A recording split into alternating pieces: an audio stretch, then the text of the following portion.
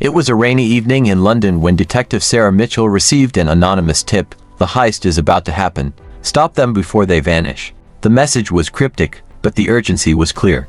Mitchell immediately reached out to the police commissioner. This wasn't just any robbery, it was a perfect storm of deceit, planning, and high-profile targets, and it had all the hallmarks of an international conspiracy. The robbery was to take place at a renowned London auction house. The target was a priceless painting, a work of art so valuable that it could bring down governments. Mitchell and her team stormed the building, only to find it empty. The painting was gone, but there was no sign of the thieves. Security footage showed no one entering or exiting, and the building had been locked down during the heist.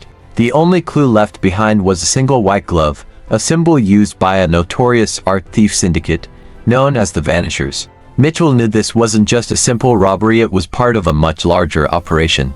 The real question was, who were the Vanishers, and where would they strike next? With the auction house heist linked to the Vanishers, Mitchell traveled to New York to join forces with Detective Michael Harris from the NYPD. Harris had been tracking similar heists across the city, but each time the thieves struck, they left behind no physical evidence, only one common thread: the vanishing glove. Together, they traced a lead to an abandoned warehouse in Brooklyn, where they discovered a hidden vault. But instead of finding stolen art, they stumbled upon something far more sinister: a list of wealthy individuals and politicians from both the UK and the USA, all potential targets for the next wave of heists. The stakes were far higher than they had anticipated. The closer Mitchell and Harris got to the truth, the more dangerous it became. The Vanishers weren't just after art, they were manipulating high-profile targets, orchestrating a grand plan to disappear without a trace. In a shocking twist, the list of potential victims contained names of both UK and US government officials, leading Mitchell to suspect that these heists were a cover for a larger, more complex plot to overthrow powerful institutions. In a daring move, Mitchell and Harris set up a trap, placing false information about an upcoming auction in London. They hoped to lure the Vanishers into a final showdown.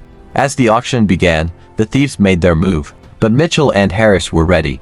The Vanishers, led by a mysterious figure known only as the Phantom, had no idea they were being watched. In a tense, high-stakes chase through the auction house and down the rain-soaked streets of London, Mitchell confronted the Phantom, unmasking him in a dramatic reveal.